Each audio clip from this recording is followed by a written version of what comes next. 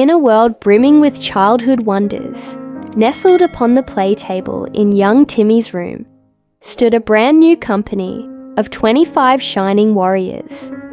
These were the Tin Soldiers, each cast from the same mold, with bright red and blue uniforms and stern painted faces. But among them, there was one who was truly special, truly unique. He was the brave Tin Soldier, and he had only one leg. He had been the last one made, and there hadn't been quite enough tin to finish his second leg, leaving him standing proudly on just one, looking just as steadfast and ready for adventure as any of his brothers. He was magnificent, really.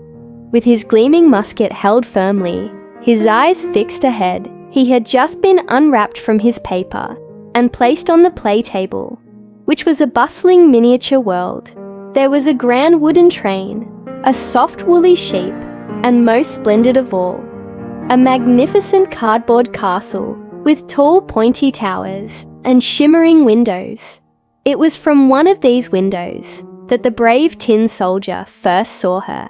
She was the paper ballerina, and she was the most exquisite creature he had ever beheld. She stood on one delicate leg, her other leg raised high behind her, arms gracefully arched above her head. A shimmering rosette adorned her hair, and her gown, made of the finest white paper, seemed to float around her like a cloud. She too, like him, stood on just one leg, and in that moment, the brave Tin Soldier felt a connection, a profound sense of admiration that flooded in his tin heart. He believed she must be a brave soldier, just like him, standing so perfectly on one leg. He watched her, day after day, from his spot on the play table, dreaming of her. He longed to speak to her, to tell her how beautiful and brave she was. But he was a soldier, and soldiers stood their ground. He dared not move, lest he break his perfect formation. One evening, as twilight painted the room in soft hues, a small shadowy figure emerged from behind the cardboard castle. It was the Shadow Goblin, a tiny creature with beady eyes and a mischievous grin, who lived in the dark corners of the toy world. He had been watching the brave Tin Soldier's silent adoration. "Humph," hissed the Shadow Goblin, his voice like rustling paper. "A one-legged soldier and a paper dancer. What a pair. You shouldn't be staring at her like that." The brave Tin Soldier didn't flinch. He stood tall, his gaze unwavering. He wouldn't let a tiny goblin frighten him. But the Shadow Goblin, annoyed by the soldier's steadfast courage, decided to cause trouble. "Just wait," he whispered, a wicked glint in his eyes. "You'll see what happens to those who stare too long." Later that night, Timmy came to play. He carefully picked up the brave Tin Soldier, admiring his shine. "You're my bravest soldier," Timmy cooed, and gently placed him on the window ledge, right beside a brightly colored flower pot. It was meant to be a place of honor, a vantage point to guard the room. But the Shadow Goblin's words echoed in the soldier's mind. A sudden gust of wind, perhaps a playful breeze, or perhaps a whisper from the Shadow Goblin, swept through the open window. It rattled the panes and tugged at the flower pot. The brave Tin Soldier, balanced on his single leg, swayed precariously. He tried to hold firm, but the gust was too strong, too insistent. With a silent tumble, he fell head over heels, spinning through the air, down, down, down from the window ledge, out into the great wide world below. He landed with a clatter on the hard cobblestones, his shiny uniform now smudged with dust and grime, far from the play table and his beloved paper ballerina. His adventure had just begun. The water inside the sewer pipe roared, a deafening thunder that echoed off the slick, curved walls.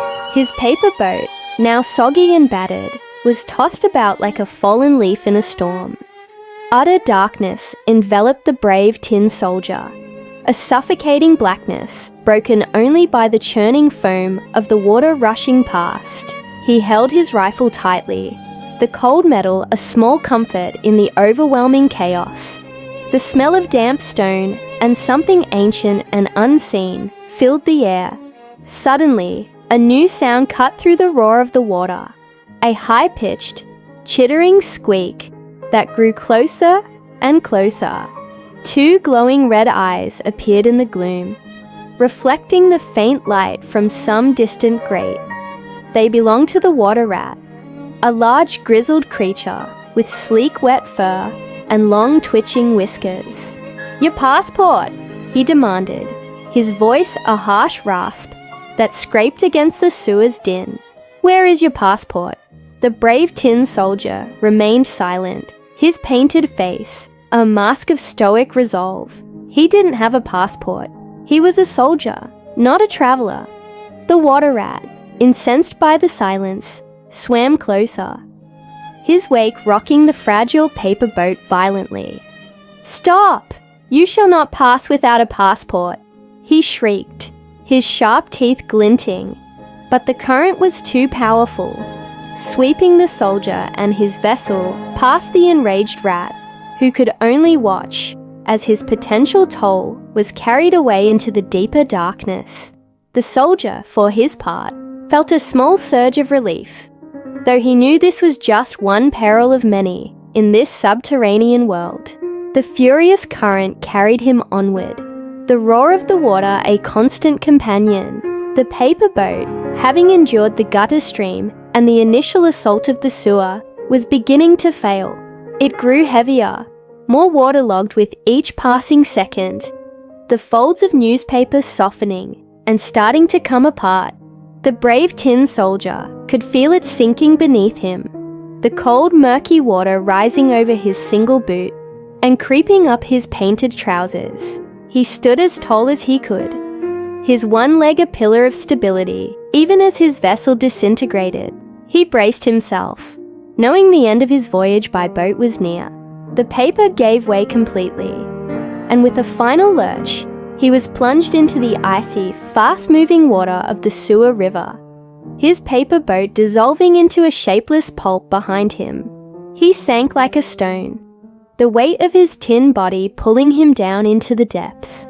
The world became a swirling vortex of dark water and debris. Down, down he went, the pressure increasing, the roar of the river muted to a deep, resonant hum. He did not struggle. A soldier faces his fate with courage, and he accepted this new turn in his adventure with the same unflinching bravery he had shown all along.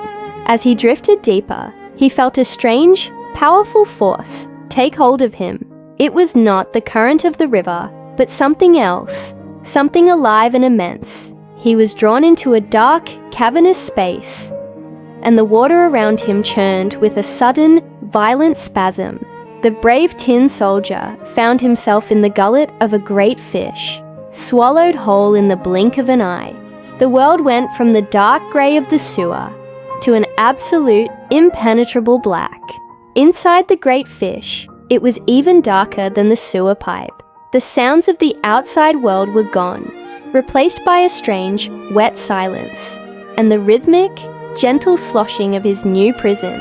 The brave tin soldier lay still, a feeling of profound despair washing over him for the first time. He thought of the warm, sunlit playroom, of the cardboard castle, and of the delicate paper ballerina. Her graceful image filled his tin mind, a beacon of light in the crushing darkness. He feared he would never see her again, that his journey had ended here. In the belly of a beast deep beneath the city, he clutched his rifle, his resolve hardening once more. Even in this hopeless place, he would remain a soldier, brave and true to the very end. He did not know how long he lay there, lost in the dark, but then, a sudden blinding flash of light, sharp and brilliant as a lightning strike, pierced his prison. A tremendous jolt threw him forward, followed by a cacophony of loud, confusing noises. The world seemed to be turning inside out, and he heard a voice exclaim in astonishment. He had been found. The brave tin soldier braced himself, The churning water of the gutter stream roared as his flimsy newspaper boat plunged headfirst into the gaping, gurgling maw of the sewer pipe. It was an instant descent into absolute darkness, a world swallowed by shadows and the echoing slosh of unseen currents. The air grew heavy, thick with the damp, earthy scent of forgotten places, and a chill seeped into his tin body, colder than any rain. His little boat, once a brave vessel on the open gutter, now spun wildly, tossed by unseen eddies in the subterranean river. He clung to the sides, his single leg planted firmly, his heart, though made of lead, beating a frantic rhythm against his chest.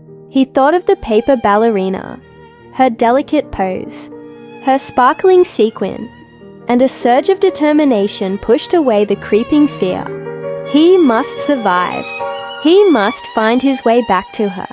The current carried him deeper, past unseen tunnels that branched off like veins in the earth. The sounds changed too, no longer the rush of rain, but the drips and trickles of water echoing off unseen walls, and sometimes a scuttling sound that made his tin skin prickle. Just when he thought the darkness would never end, his boat slowed, drifting into a wider, shallower pool.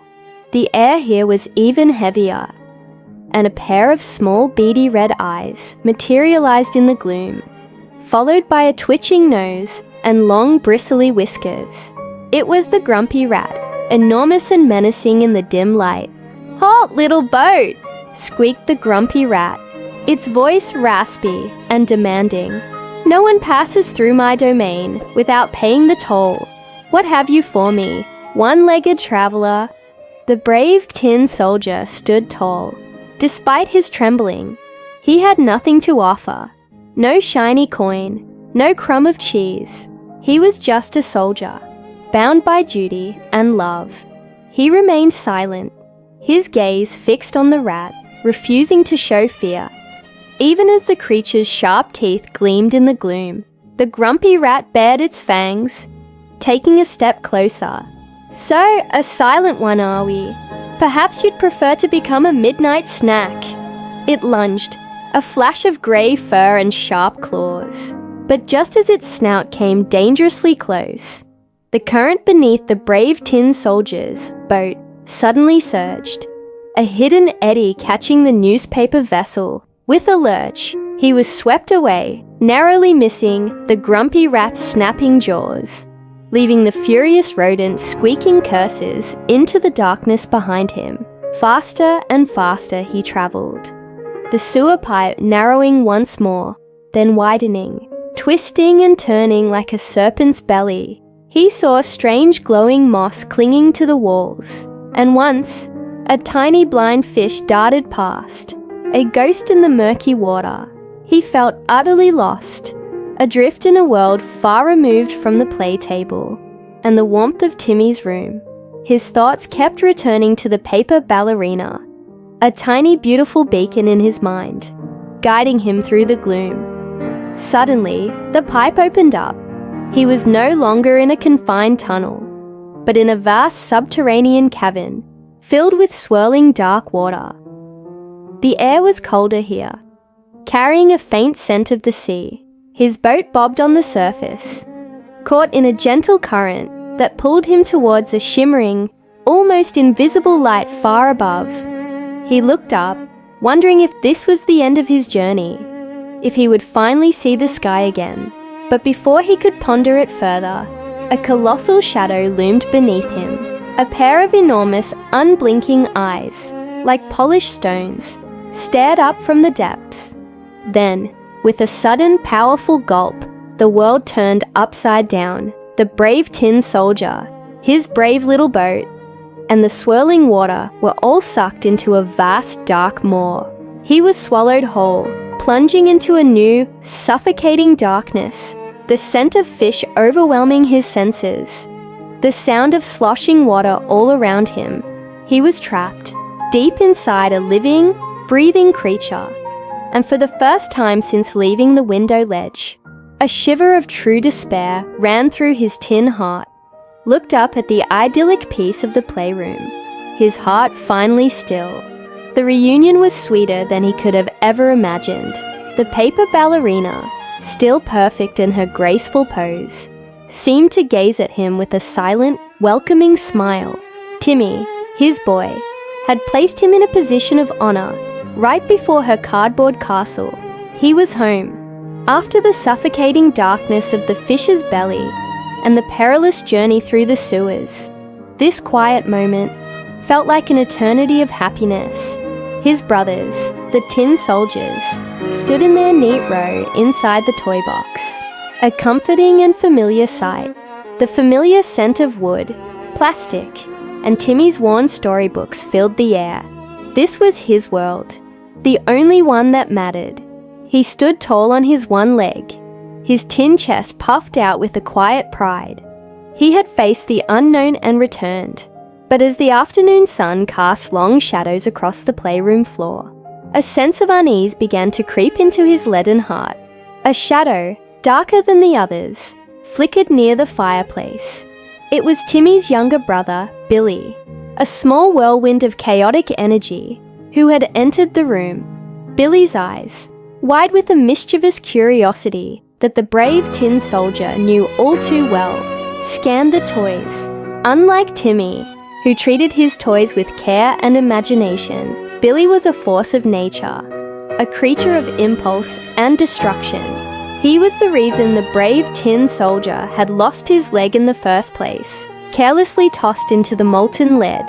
A cold dread, colder than the deepest part of the sewer pipe, settled upon the brave tin soldier. He watched as Billy's gaze swept past the other toys and landed, with a sudden, gleeful intensity, on the cardboard castle and its two inhabitants, with a sudden, decisive movement that sent a tremor through the play table. Billy reached out. His small, clumsy fingers didn't grasp for the soldier, but for the delicate paper ballerina. "Mine!" he chirped, his voice a sharp, jarring note in the peaceful room. He snatched her from her pedestal, his grip careless. The brave tin soldier watched in horror as her fragile paper form crumpled slightly in Billy's hand. It was happening again. Another moment of blissful peace shattered by the unpredictability of the human world. A gust of wind, whipped up by the suddenly opened playroom door, caught the ballerina as Billy held her aloft. She was ripped from his grasp and fluttered through the air, a tiny, helpless dancer caught in a storm. She drifted not towards the safety of the floor, but directly towards the glowing, open grate of the fireplace. Without a single thought, the brave tin soldier acted. He leaned forward, using all his weight, and toppled from the table.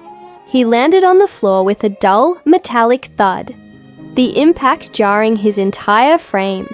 He had no time for pain, no time for fear.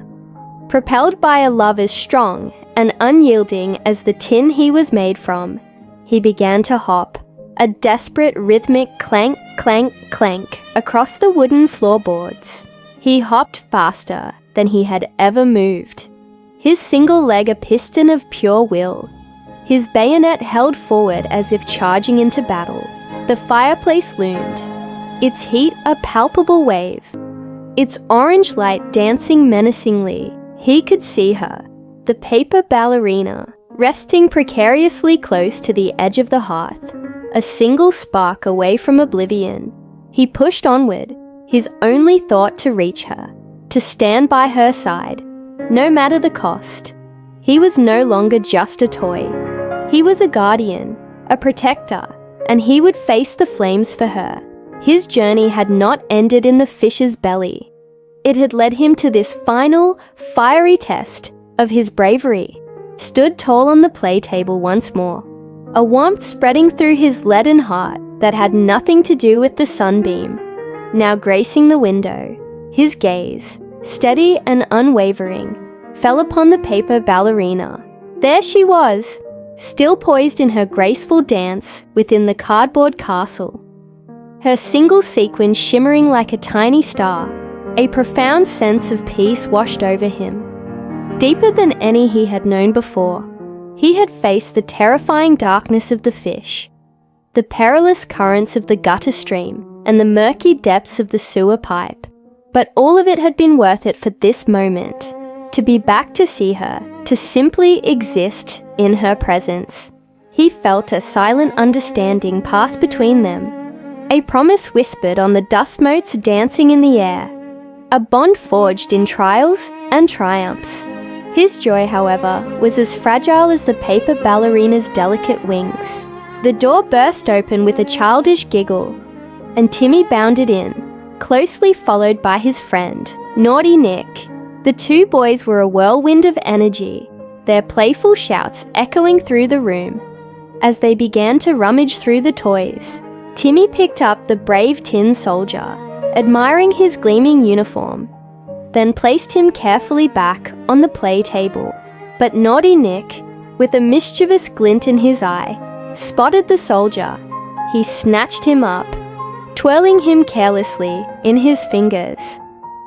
"Look, Timmy, the one-legged soldier. He'd make a good guard for the fire," he declared, a wicked grin spreading across his face. Before Timmy could even protest, Naughty Nick, with a sudden careless flick of his wrist, tossed the brave tin soldier towards the fireplace. The soldier spun through the air, his leaden heart pounding with a mixture of shock and a strange quiet acceptance. He landed with a soft clink amidst the glowing embers, the heat instantly radiating through his tin uniform. The flames licked playfully at his sides, their orange and red tongues dancing closer. Still, his gaze did not falter. It remained fixed on the paper ballerina, a tiny distant figure on the play table, seemingly unaware of his fiery plight. But as if guided by an invisible thread of destiny, a sudden gust of wind, perhaps from an open window or a door left ajar, swept through the room. It swirled around the play table, catching the delicate skirt of the paper ballerina. With a gentle lift, it carried her, light as a feather, from the cardboard castle. She spun gracefully through the air, her sequin catching the light one last time, before she too drifted down, landing softly beside the brave tin soldier in the fireplace. Her paper form instantly curled and browned at the edges, but her eyes, painted with such serene beauty, seemed to meet his. The brave tin soldier felt the heat intensify, his tin uniform beginning to melt, but he felt no fear, only an overwhelming sense of peace. His one leg, then his body, slowly transformed, turning into a shimmering puddle of lead. The paper ballerina, her paper wings now alight, burned brightly for a moment, a final beautiful dance in the flames, before she too dissolved into a delicate pile of ash. As the fire died down and the embers cooled to a gentle glow, all that remained of the brave tin soldier was a small perfectly formed lead heart, nestled amongst the ashes of the paper ballerina. The next morning, Timmy came into the room, his eyes scanning the play table for his favorite soldier. Seeing him gone, he looked towards the fireplace. There, amidst the grey ash, he found the tiny shining lead heart. He picked it up, feeling its small weight in his palm, a curious sadness settling over him. He didn't know the full story of the brave tin soldier and the paper ballerina, but he held the small heart, a silent testament to a love that had journeyed through darkness and fire and emerged pure and unbreakable, forever bound together.